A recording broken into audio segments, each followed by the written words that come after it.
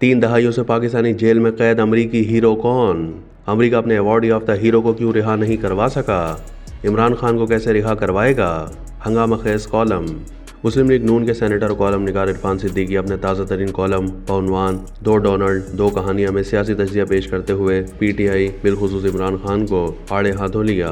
वो लिखते हैं कि डोनाल्ड एक का नाम है। मार्च 2022 में उस वक्त फिजाओं में गूंजा जब इमरान खान का आफ्ताब इक़्तिदार निस्फ़ निहार से लुढ़कता यकायक उफ़ुक़ मग़रिब से आने लगा था और उनके तख्ते ताउस को उड़ा लिए फिरने वाली हवाओं के कंधे भारी बोझ से छल होने लगे थे।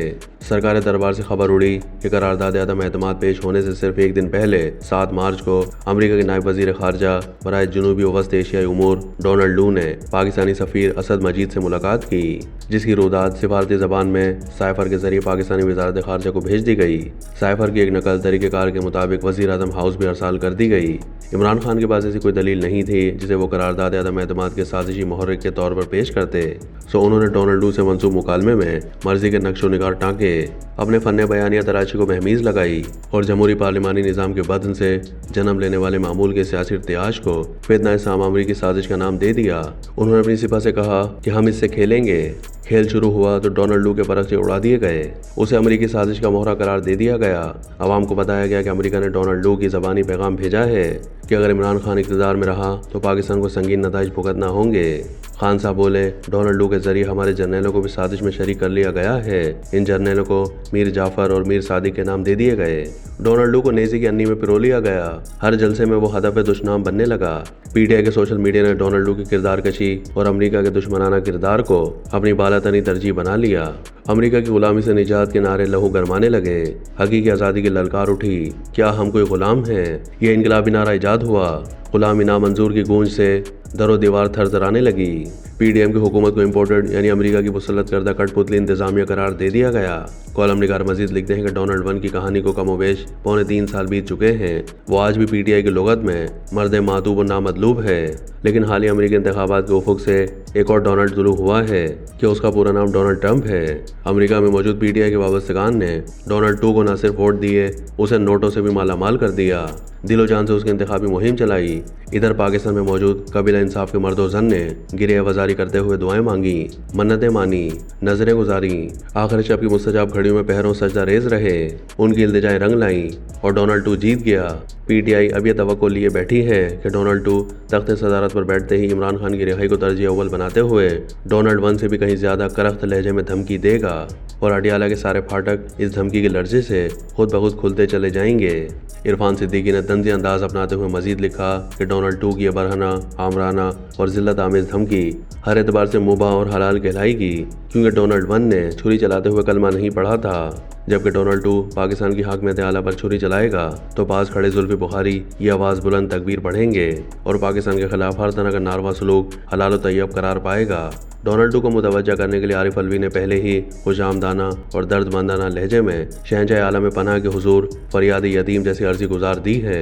कॉलम निगार ने 2 अहम सवाल उठाए कि क्या डोनाल्ड 2 डोनाल्ड 1 के गुनाहों की तलाफी करने के लिए सिफारती आदाब, बाहिमी ताल्लुकात की नज़ाकतों, हत्ता कि अमरीकी मफादात को बालाए ताक रखते हुए अपनी तमाम तर तवानाइयाँ इमरान खान की रिहाई के लिए वक्फ कर देगा, और क्या पाकिस्तान ऐसा मुतालबा मान लेगा? इन सवालों के जवाब के लिए शकील आफरीदी नामी शख्स की कहानी की तरफ रुजू करना पड़ेगा, जो 12 साल से पाकिस्तान की किसी जेल में 33 साल कैद काट रहा है। ये सज़ा 2 ऐसे जराइम में दी गई है जिनका कोई ताल्लुक उसके असल जुर्म से नहीं है। डॉक्टर शकील आफरीदी वो पाकिस्तानी है जिसने अपने कमाल फ़न से उसामा बिन लादेन का सुराग लगाया और अमरीकियों को अपने हदफ तक पहुंचने में मदद दी। अमेरिका शकील आफरीदी को अपना मोहसिन और हीरो मानता है। उसे कांग्रेशनल गोल्ड मेडल और अमरीकी शहरियत देने की करारदादें आ चुकी हैं।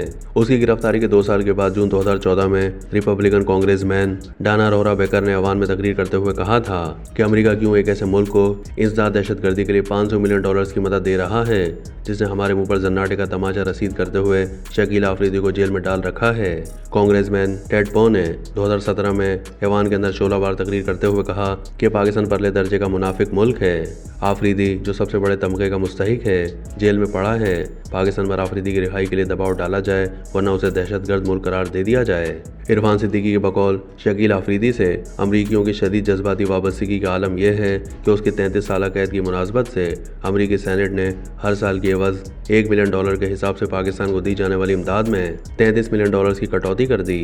इन सब के बावजूद जब एक रुकन कांग्रेस की तरफ से امریکی امداد مکمل بند کر دینے کے لیے ترمیم ایوان میں آئی تو اسے 92 کے مقابلے میں 320 ووٹوں سے مسترد کر دیا گیا۔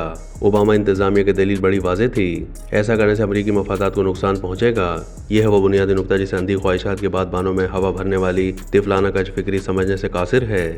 عرفان صدیقی نے کالم کے اختتام میں تجزیہ پیش کرتے ہوئے لکھا کہ اگر امریکہ اپنے عظیم محسن، ایوارڈ یافتہ ہیرو اور اعزازی شہری شکیل آفریدی کے لیے قومی مفاد داؤ پر نہیں لگا سکا تو عمران خان کے لیے اس کی ممتا کیوں انگاروں پر لوٹنے لگے گی؟ اور اگر ہر نوع کے دباؤ کے باوجود کسی پاکستانی حکومت نے شکیل آفریدی کو رہا نہیں کیا تو عمران خان کے حوالے سے اس کا دل کیوں یکا موم ہو جائے گا؟ خود خان صاحب کی ہمشیرہ علیمہ خان نے مقامی لب و لہجے میں نہایت عمدگی سے گتھی سلجھاتے ہوئے کہا ہے کہ ٹرمپ کوئی ہمارا ابا لگتا ہے، لیکن خان صاحب کے چاہنے والوں کو کون سمجھائے؟